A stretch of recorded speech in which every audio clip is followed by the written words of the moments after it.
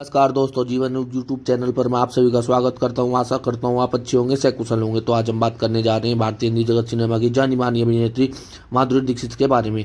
तो बात करते हैं शुरुआती दौर से। माधुरी दीक्षित का जन्म 15 मई 1967 को बॉम्बे में शंकर और स्नेहलता दीक्षित के घर एक मराठी कोंकणस्थ ब्राह्मण परिवार में हुआ था। उनकी दो बड़ी बहनें, एक बड़ा भाई हैं। उन्होंने 3 साल की छोटी उम्र में नृत्य में रुचि विकसित कर ली थी और 8 साल तक कथक का प्रशिक्षण लिया। बाद में वे पेशेवर कथक नर्तकी बन गई। दीक्षित ने अपनी शिक्षा अंधेरी के डिवाइन चाइल्ड हाई स्कूल से प्राप्त की। पढ़ाई के अलावा उन्होंने नाट्य कला जैसा पाठ्येतर गतिविधियों में भाग लिया। एक सूक्ष्म जीवी विज्ञानी बनने की आकांक्षा रखते हुए दीक्षित ने विले पार्ले मुंबई के सथाई कॉलेज में दाखिला लिया, जहां उन्होंने बीएससी में एक विषय के रूप में सूक्ष्म जीव विज्ञान का अध्ययन किया। हालांकि अपना पाठ्यक्रम शुरू करने के 6 महीने बाद दीक्षित ने पढ़ाई बीच में छोड़ने और फिल्मों में पूर्णकालिक करियर बनाने का फैसला लिया। दीक्षित ने 1984 में राजश्री प्रोडक्शन के नाटक अबोध से फिल्म जगत में पदार्पण किया, जिसमें उनके साथ बंगाली अभिनेता तापस पोल थे। फिल्म व्यावसायिक रूप से असफल रही, लेकिन दीक्षित के अभिनय को आलोचकों से सकारात्मक समीक्षा मिली। गोमोलो के आकाश बरवालिया ने लिखा, माधुरी ने एक युवा दुल्हन की भूमिका में उत्कृष्ट प्रदर्शन किया और जो भली भांति गांव की लड़की के रूप में खुद को बखूबी साबित करती है और यह नहीं समझती कि शादी का असल मतलब क्या होता है। 1985 में उनकी एकमात्र रिलीज आवारा बाप बॉक्स ऑफिस पर फ्लॉप रही।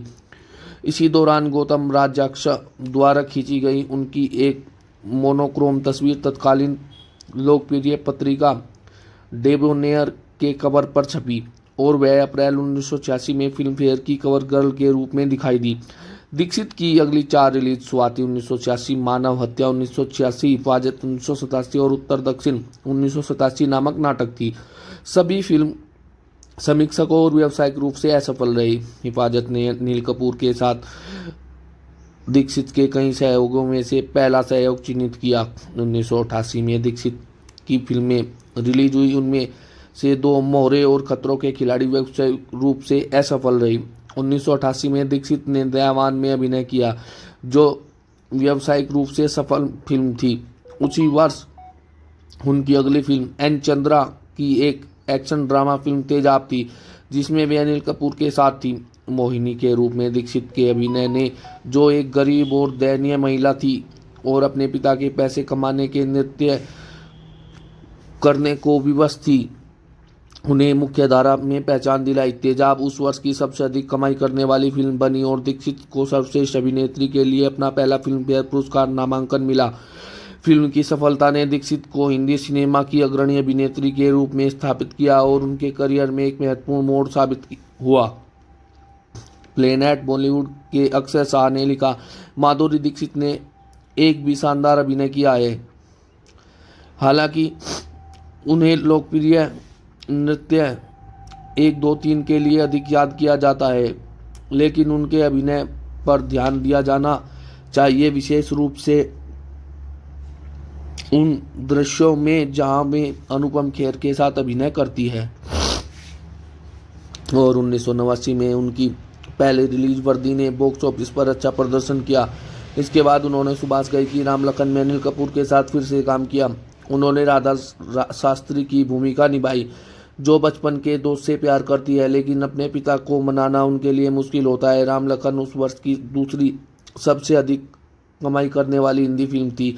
दीक्षित की अगली रिलीज रोमांटिक ड्रामा प्रेम प्रतिज्ञा थी, जिसमें उनके साथ मिथुन चक्रवर्ती थे। लक्ष्मी राव के उनके किरदार ने, जो एक व्याकुल महिला और एक स्थानीय अंडरवर्ल्ड डॉन को सुधारती है, उन्हें सर्वश्रेष्ठ अभिनेत्री के लिए फिल्म फेयर पुरस्कार मिला, दूसरा नामांकन मिला। माधुरी दीक्षित को त्रिमूर्ति फिल्म्स की बहु कलाकार थ्रिलर त्रिदेव में सनी देओल के साथ कास्ट किया गया था। यह फिल्म सबसे बड़ी हिट फिल्मों में से एक और उस वर्ष की तीसरी सबसे अधिक कमाई करने वाली फिल्म साबित हुई। उसी साल उनकी अगली रिलीज विनोद चोपड़ा की ड्रामा फिल्म परिंदा, जिसमें अनिल कपूर, जैकी श्रॉफ और नाना पाटेकर सह कलाकार थे, बॉक्स ऑफिस पर एक बड़ी हिट साबित हुई।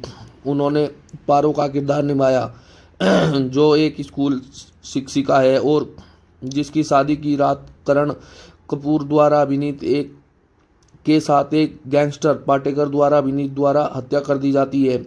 समीक्षकों द्वारा सराही गई इस फिल्म को न्यूज 18 की 2013 की सर्वकालिक 100 महानतम भारतीय फिल्मों की सूची में शामिल किया गया।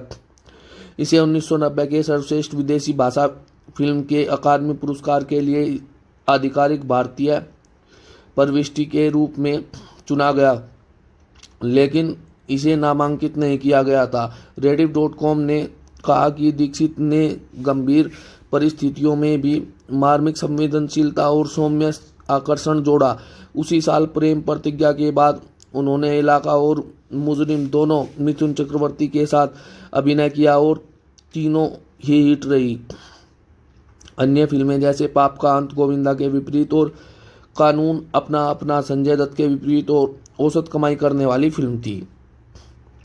और 1990 में दीक्षित 9 फिल्मों में नजर आई। इनमें से 5 फिल्में महासंग्राम, दीवाना मुझसा नहीं, जीवन एक संघर्ष, सैलाब, जमाई राजा व्यावसायिक रूप से असफल रही।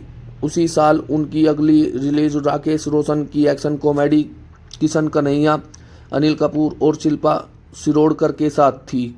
यह जुड़वा भाइयों की कहानी है जो जन्म के समय अलग होते हैं और जवानी में फिर से मिलते हैं। दीक्षित और शिरोडकर ने कपूर के किरदारों की प्रेमिकाओं की भूमिकाएं निभाई है। भारत में उस साल की चौथी सबसे ज़्यादा कमाई करने वाली फिल्म थी। इसके बाद दीक्षित ने बॉक्स ऑफिस पर औसत प्रदर्शन करने वाली एक्शन ड्रामा फिल्म इज्जतदार में एक दृढ़ इच्छा शक्ति वाली महिला का किरदार निभाया। उन्होंने आमिर खान के साथ इंद्र कुमार की रोमांटिक ड्रामा फिल्म दिल में मधु का किरदार निभाने वाली सर्वश्रेष्ठ अभिनेत्री का पहला फिल्म फेयर पुरस्कार जीता।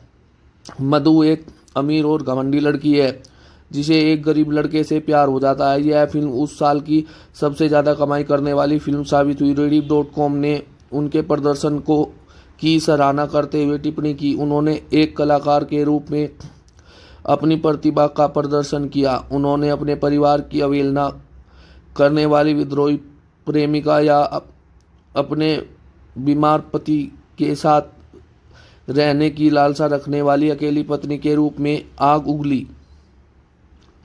दीक्षित की उस वर्ष की अंतिम रिलीज एक्शन ड्रामा थानेदार थी, जिसमें उनके साथ दत्त थे, जो एक और व्यावसायिक रूप से सफल फिल्म थी। और 1994 में दीक्षित ने राहुल रावल की मनोवैज्ञानिक थ्रिलर फिल्म अंजाम में अभिनय किया, जो शाहरुख खान के साथ उनके कई सहयोगों में से पहला था। बदला लेने वाली अपनी पति और मां शिवानी चोपड़ा के उनके शानदार अभिनय ने उन्हें सर्वश्रेष्ठ अभिनेत्री के लिए फिल्म फेयर पुरस्कार के लिए 7वां नामांकन दिलाया। फिल्म ने बॉक्स ऑफिस पर औसत प्रदर्शन किया। उनकी अगली रिलीज राजश्री प्रोडक्शन की पारिवारिक ड्रामा फिल्म हम आपके हैं कौन थी, जिसमें उन्होंने सलमान खान के साथ अभिनय किया। यह फिल्म हिंदी सिनेमा की सबसे बड़ी हिट फिल्मों में से एक बनकर उभरी और इसे दुनिया भर में $1.35 बिलियन की कमाई की, जिससे फिल्म 16/1975 का रिकॉर्ड टूट गया। यह सिनेमाघरों में रिलीज होने के बाद सबसे अधिक कमाई करने वाली फिल्म बन गई। 7 वर्षों तक यह रिकॉर्ड कायम रहा। दीक्षित ने निशा का किरदार निभाया था, जो एक चतुर और आकर्षक व्यक्तित्व वाली महिला है और अपनी बहन के जीजा प्रेम खान से प्यार कर बैठती है, लेकिन निशा की बहन की मृत्यु के बाद उनके साथ रहने की योजना खतरे में पड़ जाती है। और दोस्तों, यही थी माधुरी दीक्षित की जीवनी। आशा करता हूँ इनकी जीवनी आपको बेहद ही पसंद आई होगी और आप शुरू से आखिर तक जुड़े रहे होंगे। दोस्तों, ऐसी ही जीवनी सुनने के लिए आप हमारे चैनल जीवन युग को सब्सक्राइब करें और यदि आपको हमारी कहानियाँ अच्छी लगती हैं तो लाइक करें। और यदि किसी व्यक्ति विशेष की जीवनी आप सुनना चाहते हैं तो हमें आप कमेंट में लिखकर बता सकते हैं। उसकी जीवनी हम लेकर आपके समक्ष आ जाएंगे। और अब ज़्यादा समय ना लेते हुए मैं अपनी वाणी को विराम देना चाहूँगा और आपसे अनुरोध करना चाहूँगा कि आप सभी हमारे इस चैनल जीवन युग को सब्सक्राइब ज़रूर करें। धन्यवाद दोस्तों।